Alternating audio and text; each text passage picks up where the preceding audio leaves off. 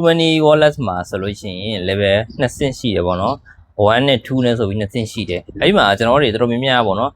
ကိုလက်ရှိကောက်က1လား2လားဆိုတာကိုမသိဘူးပေါ့နော်ဘယ်လိုမျိုးစစ်ဆေးရမလဲဆိုတာကိုကျွန်တော်ပြပြပေးမယ်ကိုရဲ့ Too many ကောက်ထဲကိုသွားလိုက်ပြီးသွားလို့ရှိရင်ကျွန်တော်တို့ဒီအကောက်ဆိုတဲ့နေရာမှာနှိပ်ပြီးတော့ profile အောက်မှာရှိတယ်ပေါ့နော်မြန်မာလို့ဆိုရင်ကျွန်တော်တို့ရှေ့ခံကောက်ဆိုပြီးရေးထားလိုက်မယ်အဲ့ဒါအဆင့်1ပေါ့နော်အဲ့နေရာမှာကျွန်တော်တို့အဆင့်မြင့်ကောက်ဆိုပြီးရေးထားရင်တော့ level 2ပေါ့နော် okay group မျိုးခွဲခြားပြီးတော့သိနိုင်တယ်ပေါ့နော်အဲ့တော့ကျွန်တော်တို့ level 1ကသုံးလို့မရဘူးလား level 2ကရောဘာဖြစ်လဲအဲ့လိုမျိုးပေါ့တချို့ကြောက်လဲသိရှင်တာပေါ့နော် level 1လဲသုံးလို့ရတယ် level 2ဆိုရင်တော့ပိုကောင်းတာပေါ့နော်ဘာဖြစ်လို့ဆို level 1ဆင့်ကြတော့ကျွန်တော်တို့အသုံးပြုလို့မရအောင်အားလုံး software ထဲမှာရှိတဲ့အားတွေအကုန်လုံးသူတို့ limit ရှိတယ်ပေါ့နော်ပိတ်ပင်ထားတယ်တချို့ຢာတွေကျွန်တော်တို့သုံးလို့မရဘူးဥပမာချင်းနဲ့ပြောရမယ်ဆိုရင်မြန်မာပြည်ငွေလွှဲတာတွေပိတ်ခံထားရတယ်သုံးလို့မရဘူးနောက်ဘန်တွေကိုလွှဲလို့မရဘူးစကန်ဖတ်လို့မရဘူးပေါ့နော်သုံးလို့ရတဲ့အရာတွေကတော့ဒီ Too many ချင်းငွေလွှဲရမယ်ဈေးဝယ်လို့ရမယ်ဒီလောက်ပဲပေါ့နော်နောက်တစ်လမှာအသုံးပြုနိုင်တဲ့ပမာဏကလည်းဘတ်ငွေ9000လောက်ပဲသုံးလို့ရတယ်ပေါ့နော်ကိုယ့်ရဲ့ကောက်ထဲမှာပတ်စံတွေပြန်ထုတ်ရှင်နေဆိုလို့ရှိရင်လည်းကျွန်တော်တို့9000လောက်ပဲထုတ်ခွင့်ရှိတယ်အဲ့တော့ level 1သမားတွေကတော့အဆင်မပြေဘူးပေါ့နော်2ဆိုရင်တော့အကောင်လုံးသုံးလို့ရမယ်တစ်လအသုံးပြုငွေဖက်9000လောက်ထိသုံးလို့ရမယ်အများကြီးကွာခြားတယ်ဒါကြောင့်မလို့ကျွန်တော်ရဲ့ level 2ကောက်တွေမဖြစ်မနေတင်ဖို့လည်းကျွန်တော်အကြံပေးတာပေါ့နော်ဟုတ်ပြီဒီနေရာမှာတခုမေးစရာရှိတယ်ပေါ့နော် level 2ကောက်တွေတော့တင်တာဟုတ်တယ်ပေါ့နော်ဘာတွေလိုအပ်လဲပေါ့နော်တချို့ကတော့မေးလာရပါ level 2တင်မယ်ဆိုလို့ရှိရင်ကျွန်တော်တွေကကိုယ့်စီမှာတခုခုတော့ရှိရမယ်ဗျလုံးဝပေါ့နော်ဘာမှမရှိဘူးဆိုရင်တော့လည်းထင်လို့မရဘူးပေါ့နော်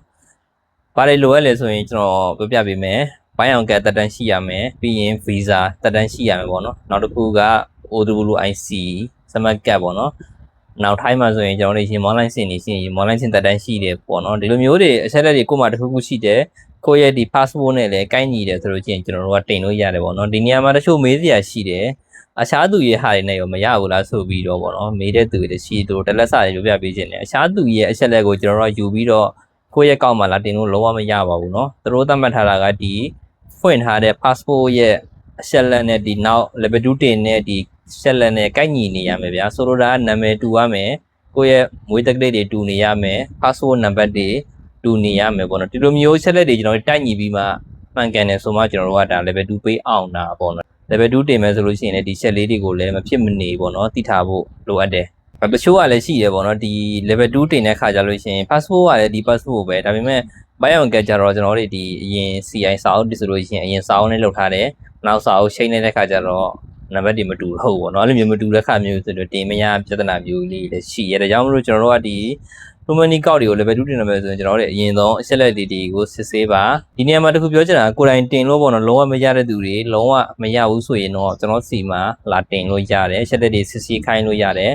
အမြဲဆုံးရအောင်တော့တင်ပေးတယ်ပေါ့နော်ကိုယ်တိုင်တင်လို့မရတဲ့သူတွေအတွက်လမ်းညွှန်ပေးခြင်းဖြစ်တယ်တချို့ဆိုလို့ရှိရင်ကိုယ်တိုင်တင်တာလနဲ့ကြာနေပြီနှစ်နဲ့ကြာနေပြီအခုထိမရဘူးသုံးလို့မရဘူးဆိုတော့လူကျွန်တော်စီမှာလာတင်မိနစ်ပိုင်းနေပေါ့နော်ခဏပဲရသွားတယ်ပေါ့နော်ဒါမှမဟုတ်ကျွန်တော်ကကိုယ်တိုင်စံတော်ဝါလုံးနေလို့ချိန်ကုန်နေဆိုရင်နားလဲတဲ့သူတွေစီမှာအမြဲဆုံးလာတင်လိုက်သူတို့ရဲ့ page မှာလည်းတော့တင်လို့ရတယ်နော်နေ့စဉ်ဝန်ဆောင်မှုတွေပေးနေတယ်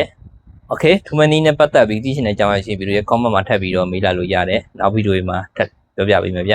အားလုံးပဲစင်ပြေကြပါစေ